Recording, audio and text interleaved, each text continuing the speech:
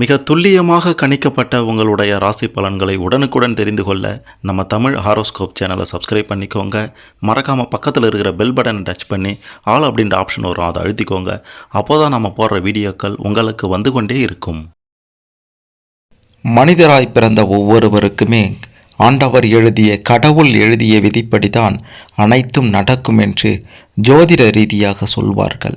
அந்த வகையில் பார்க்கும்போது மகரம் ராசியில் பிறந்த உங்களுக்கு முழுமுதற் கடவுளான விநாயக பெருமான் எழுதிய விதிப்படி கிரக நிலைகளையும் கிரக மாற்றத்தையும் ராசியின் அமைப்பையும் இதையெல்லாம் பொறுத்தும் உங்களுடைய வாழ்க்கையில் என்ன நடக்கப் போகின்றது, நீங்கள் யார், எப்படி இருப்பீங்க, உங்களுடைய எதிர்காலம் எப்படி இருக்கும், உங்களுடைய பிரச்சனைகள் எல்லாம் எப்போது தீரும், குறிப்பாக பணம் குவிய என்ன பண்ணணும், கடன் தொல்லைகள் எல்லாம் எப்போது நீங்கும், எதிரிகளின் தொல்லை எப்போது ஒழியும் அப்படின்ட்டு உங்களுடைய வாழ்க்கையில் என்ன நடக்கப் போகின்றது அப்படின்ற உங்களின் ஒட்டுமொத்த ரகசியத்தையும் முழு ஜாதகத்தை பற்றியும் முழுமுதற் கடவுள் விநாயக பெருமான் எழுதிய விதிப்படி எப்படி இருக்க போகின்றது அப்படின்ட்டு இதுவரை யாரும் சொல்லாத வெளிவராத பல ஆச்சரியமான சில அதிர்ச்சியான உண்மைகள் எல்லாத்தையும் தெளிவாக பார்க்க போகிறோம்.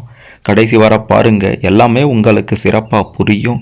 அதுக்கு முன்னாடி மகரம் ராசியில் பிறந்த உங்களுக்கு பிடித்த கடவுள் யார் அப்படின்றதையும் எந்த வருடத்தில் நீங்கள் பிறந்தீங்க அப்படின்றதையும் கமெண்ட்டில் சொல்லுங்கள். மிக பெரும் அதிர்ஷ்டம் உங்களுக்கு காத்திருக்கிறது. மறக்காமல் இந்த வீடியோவை லைக் பண்ணுங்கள். அப்போதான் அது என்ன அப்படின்றது உங்களுக்கு தெரிய வரும். தென்றலாய் காணப்பட்டாலும் அவ்வப்போது புயலாய் மாறக்கூடிய மகரம் ராசியில் பிறந்த நீங்கள் பேச்சிலும் செயலிலும் வேகத்தை காட்டுபவர்களாக இருப்பீர்கள். அனைத்து முயற்சிகள்லையும் வெற்றி பெறக்கூடிய யோகம் உங்களுக்கு இருக்கின்றது என்பது விநாயக பெருமான் எழுதிய விதி. உங்களுடைய ராசிக்கு எப்போதெல்லாம் குரு பகவான் 5வது வீட்டில் வந்து அமர்கின்றாரோ அப்போதெல்லாம் வீடு சேர்க்கை, மனை சேர்க்கை, குழந்தை பாக்கியம் இதெல்லாம் உங்களுக்கு நிச்சயம் கிடைக்கும் என்பது விதி. உங்களுடைய மகரம் ராசிக்கு 6வது வீட்டில் குரு பகவான் வந்து மறையும் போது உணர்ச்சி வசப்பட்டு சில நேரங்களில் கடுமையாக பேச வேண்டியிருக்கலாம். இந்த கட்டம்தான் உங்களுக்கு மிக முக்கியமான கட்டம். நீங்கள் இதிலிருந்து விடுபட வேண்டும். அதாவது இந்த மாதிரியான கோபமான பேச்சை தவிர்த்தாலே உங்களுடைய மிக பெரும் முன்னேற்றத்தை நீங்கள் காண முடியும். முன்கோபம் சற்று அதிகமாகத்தான் இருக்கும். வாகனம் அடிக்கடி செலவு வைக்கும். வீட்லையும் கழிவுநீர் குழாய் அடைப்பு, குடிநீர் குழாய் அடைப்பு இந்த மாதிரியான சில பிரச்சனைகளும் வந்து நீங்கும். விலை உயர்ந்த மின்சார சாதனங்கள் எல்லாம் அவ்வப்போது பழுதாகவும் செய்யும். பணம் வாங்கி தருவதில் குறுக்கே நிற்க வேண்டாம். மகனுக்கு மகளுக்கு வாழ்க்கை துணையை தேர்ந்தெடுக்கும் விஷயத்தில் அவசரம் காட்டாதீங்க. பிள்ளைகளிடம் அதிக உரிமை எடுத்துக்கொள்ளாதீங்க. எதிர்காலம் குறித்த முக்கிய விஷயங்களில் பிள்ளைகள் உங்களுக்கு எதிரான முடிவுகள் எடுக்கக்கூடும் என்பதால் கவனமாக இருக்க வேண்டியது அவசியம். சனி பகவான் உங்களுடைய மகரம் ராசிக்கு எப்போதெல்லாம் 7வது இடத்தில் வந்து அமர்கின்றாரோ அப்போதெல்லாம் பணம் எவ்வளவு வந்தாலும் பற்றாக்குறையாகி வெளியில் கடன் வாங்க வேண்டிய நிலையும் வரலாம். சகட குருவாக குரு பகவான் இருக்கும்போது குடும்பத்தில் அவ்வப்போது சண்டை வரும். கணவன் மனைவிக்குள்ளார ஒளிவு மறைவில்லாமல் பழகுவது நல்லதாக இருக்கும். விநாயக பெருமான் எழுதிய விதிப்படி உங்களுடைய வாழ்க்கையில் என்னவெல்லாம் நடக்கும்னா வீண் சந்தேகம், ஈகோ பிரச்சனையால் பிரிவு இதெல்லாம் வரக்கூடும். நிச்சயம் ஒருவருக்கு ஒருவர் விட்டு கொடுத்து போவது நல்லதாக இருக்கும். மனைவி உணர்ச்சி வசப்பட்டு பேசினா அதை பெரிதுபடுத்தி கொண்டு இருக்காம பதிலுக்கு பதில், ஏட்டிக்கு போட்டி என்று ஏதாவது சொல்லி கொண்டு இருக்காம கொஞ்சம் பணிந்து போங்க. எல்லாம் நல்லபடியாக நடக்கும். பிள்ளைகளின் எதிர்பார்ப்புகள் அதிகமாகி கொண்டே போகும். குடும்பத்தில் மாற்றி மாற்றி மருத்துவ செலவுகளும் வரக்கூடும். வாழ்க்கை, அதாவது உங்களுடைய வாழ்க்கையை நினைத்து கவலை அடையவும் செய்வீங்க. சில நேரங்களில் மற்றவர்கள் உங்களை பற்றி குறைவாகவும் தாழ்வாகவும் நினைப்பதாக எண்ணுவீர்கள். அந்த தாழ்வு மனப்பான்மை உங்களுக்கு வேண்டாம். பழைய கடனை நினைத்து அவ்வப்போது கலங்கவும் செய்வீங்க. இதுநாள் வரைக்கும் கட்டி காப்பாற்றிய கௌரவத்திற்கு பங்கம் வருமோ அப்படின்ற மாதிரிலாம் நினைப்பீங்க. போலியானவர்களை கண்டுபிடிப்பதில் உங்களுக்குள்ளார ஒரு தடுமாற்றம் இருக்க தான் செய்யும். இதுதான் உங்களுடைய பலவீனம் என்றே சொல்ல வேண்டும். யார் நல்லவன், யார் கெட்டவன், யார் போலியானவன் அப்படின்றத கூடிய விரைவிலேயே கண்டுபிடித்தீங்கன்னா உங்களுடைய வாழ்க்கை முன்னேற்ற பாதையை நோக்கி செல்லும். இல்லைனா நம்பிக்கை துரோகத்திற்கு ஆளாகி விடுவீர்கள். உறவினர்களுக்காக நாம் எவ்வளவு கொடுத்து உதவினாலும் நமக்கு நல்ல பெயர் இல்லையே அப்படின்ட்டு ஆதங்கப்படக்கூடிய ஒரு நிலையும் உங்களுடைய வாழ்க்கையில் நிச்சயம் உண்டாகும். குரு பகவான் உங்களுடைய தனஸ்தானத்தில் வந்து அமரும்போது, தனஸ்தானத்தை பார்க்கும்போது பண வரவு அப்படின்றது மகரம் ராசிக்காரர்களுக்கு ஏராளமாக இருக்கும். சில இடங்களில் வளைந்து பேசி காரியத்தை செய்ய பாருங்க, செய்து முடிக்க பாருங்க. உங்களுடைய மகரம் ராசிக்கு 10வது வீட்டை குரு பகவான் எப்போதெல்லாம் பார்க்கின்றாரோ அப்போதெல்லாம் புது வேலை அமையும். தர்ம காரியங்களில் ஈடுபடுவீங்க. வேலை சுமையை எளிதாக சமாளிச்சிடுவீங்க. அதே போன்று ராகு பகவானும் கேது பகவானும் எப்போதெல்லாம் 12வது வீட்டில் வந்து அமர்கின்றனரோ அப்போதெல்லாம் வீட்டை விரிவுபடுத்தி கட்ட முயற்சி செய்வீங்க. சாதுக்கள், சந்நியாசிகளுடைய ஆசிகள் உங்களுக்கு ஏற்படும். அதாவது உங்களுக்கு கிடைக்கும். புகழ்பெற்ற புண்ணிய ஸ்தலங்களுக்கெல்லாம் சென்று வரக்கூடிய யோகம் உண்டாகிடும். வீடு மாறக்கூடிய யோகமும் உங்களுக்கு உண்டு என்று தான் சொல்ல வேண்டும். மிக முக்கியமாக சுக லாபாதிபதியாக இருக்கக்கூடிய செவ்வாய் பகவான் உங்களுடைய மகரம் ராசிக்கு வரும்போது பழைய பிரச்சனைகளுக்கு தீர்வு கிடைத்துவிடும். முக்கிய பதவி பொறுப்பில் இருப்பவர்களின் நட்பு ஏற்படும். வழக்கில் வெற்றி உண்டாகிவிடும். பழைய கடனில் ஒரு பகுதியை பைசல் செய்ய குறைந்த வட்டிக்கு கடனும் நிச்சயம் கிடைத்துவிடும். உங்களுடைய ராசிக்கு சனி பகவான், குரு பகவான், ராகு கேது பகவான், இந்த 3 பகவான்களும் 3 கிரகங்களும் உங்களின் ராசிக்கு 9வது இடத்தில் வந்து அமரும்போது, அதாவது ஒரே நேரத்தில் இந்த 3 கிரகங்களும் வந்து அமராது. தனித்தனியே எப்போதெல்லாம் 9வது இடத்தில் வந்து அமர்கின்றனரோ அப்போதெல்லாம் விநாயகப் பெருமான் எழுதிய விதிப்படி வீடு வாகன வசதி பெருகுவதோடு மட்டுமல்லாமல் வெளிநாடு செல்ல விசா கிடைப்பதோட எப்போதும் மருந்து மாத்திரையாக இருந்த தாயார் உடல்நிலை குணமாகும். அவங்களுடன் இருந்த கசப்புணர்வுகள் எல்லாம் நீங்கிவிடும். பக்கத்து வீட்டுக்காரருடன் சில மனத்தாங்கல்கள் ஏற்பட்டாலும் அதையெல்லாம் எளிதாக சமாளித்துடுவீங்க. உங்களுடைய நட்பு வட்டம் விரிவடைந்துவிடும். கடனாக கேட்ட இடத்துலையும் பணம் கிடைத்துவிடும். கடந்த கால சுகமான அனுபவங்கள் எல்லாம் மனதில் உண்டாகும். அதாவது மனதில் வந்து செல்லும். சொந்த பந்தங்கள் மத்தியில் மதிக்கப்படுபவர்களாக மாறிவிடுவீர்கள் என்பது தான் மிக முக்கியமான விஷயமே. திருமணம் கைகூடி வரும். சிறுக சிறுக சேமித்து வைத்ததில் புறநகர் பகுதியிலாவது ஒரு 1/4 கிரவுண்டு வீட்டு மனை வாங்க முயற்சி செய்வீங்க. உத்தியோகத்தில் வேலை சுமையும் விரும்பத்தகாத இடமாற்றமும் வந்து செல்லும் என்பதையும் சொல்ல வேண்டும். சில சமயங்களில் உங்களுக்கு ஏகப்பட்ட பிரச்சனைகள் குரு பகவானால் நிச்சயம் நடக்கும். சுப நிகழ்ச்சிகளில் தடை ஏற்படும். பண தட்டுப்பாடு அதிகரிக்கும்.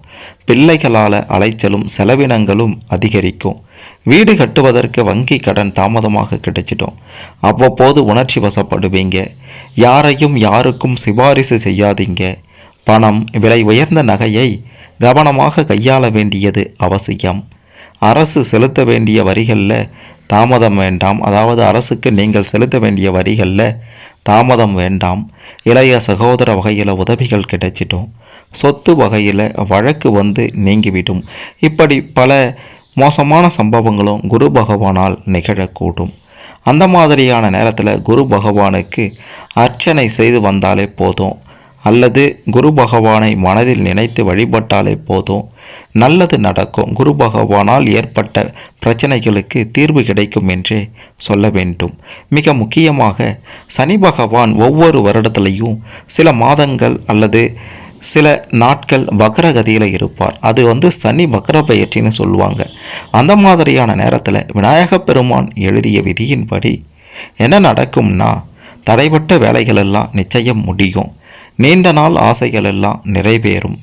குழந்தை பாக்கியம் இல்லையே அப்படின்ட்டு கஷ்டப்பட்டவங்களுக்கு அந்த காலகட்டம் சிறப்பானதாகவே அமைந்துவிடும். மகளுக்கு நல்ல வரன் அமைஞ்சிட்டோம். மகனுக்கும் எதிர்பார்த்த நிறுவனத்தில் நல்ல வேலை கிடைக்கும் என்பதையும் உறுதியாக சொல்லலாம். ஏதாவது பயணங்கள் மேற்கொண்டீங்க அப்படின்னா அந்த பயணங்களால் நன்மை அடையக்கூடிய ஒரு வாய்ப்பும் உங்களுக்கு இருக்கின்றது. இழுபறியாக இருந்து வந்த அரசு காரியங்கள் எல்லாம் நல்ல விதத்தில் முடியும். வெளி வட்டாரத்தில் உங்களுடைய இழந்த செல்வாக்கை மீண்டும் பெற்று விடுவீர்கள். கண்டும் காணாமல் சென்று கொண்டிருந்த உறவினர்கள் எல்லாமே வலிய வந்து பேசுவாங்க. மிக பெரும் அளவில் செல்வமும் செல்வாக்கும் உயர்ந்துவிடும். விஐபிகள் எல்லாம் உதவுவாங்க. வியாபாரத்தில் சட்டத்திற்கு புறம்பான வகையில் செல்ல வேண்டாம். அது மட்டுமல்லாமல் அப்படி செல்பவர்களுடைய நட்பையும் தவிர்ப்பது நல்லதாக இருக்கும். மற்றவர்களை நம்பி பெரிய முதலீடுகளை செய்யாதீங்க. தள்ளுபடி விற்பனை மூலமாகவோ விளம்பர யுக்திகளை கையாண்டும் லாபம் அதிகரிக்க செய்வீங்க. அக்கம் பக்கம் கடைக்காரருடன் சண்டை சச்சரவுகள் எல்லாம் வியாபாரம் செய்பவர்களுக்கு வந்து நீங்கும். வேலையாட்களை விரட்டாதீங்க. தொழில் ரகசியங்களை யார்கிட்டமோ சொல்லிடாதீங்க. குறிப்பாக உறவினர்கிட்டையும் சொல்லாதீங்க, நண்பர்கிட்டையும் சொல்லாதீங்க. அரசாங்கத்தை எதிர்த்து எதையும் செய்திடாதீங்க. பங்குதாரர்களை உங்களுடைய வியாபாரத்தில் மாற்ற வேண்டியிருக்கலாம். சனி பகவான் உங்களுடைய மகரம் ராசியில் சாதகமற்ற நிலையில் இருக்கும்போது வியாபார விஷயமாக வழக்கு, நீதிமன்றம் என செல்லாமல் முடிந்தவரை பேசி தீர்ப்பது தான் உங்களுக்கு சாதகமாக இருக்கும் என்பது முழுமுதற் கடவுள் விநாயக பெருமான் எழுதிய விதி. உத்தியோகத்தில் வீண் பழிகளை சுமக்க வேண்டியிருக்கும். பொறுப்புகள் அதிகரிச்சிடும். சக ஊழியர்களின் விடுப்பால் மற்றவர்களுடைய வேலையையும் சேர்த்து பார்க்க வேண்டிய ஒரு சூழ்நிலையும் உங்களுக்கு நிச்சயம் வரும். ஆனால் மூத்த அதிகாரிகளுடைய பாராட்டுதலை பெறுவீங்க. அது உங்களுக்கு சற்று ஆறுதலாக இருக்கும்னே சொல்லணும். எல்லா நேரமும் எல்லா இடத்துலையும் கராராக பேசாமல் கொஞ்சம் கலகலப்பாக பேச கற்றுக்கொள்ளுங்க.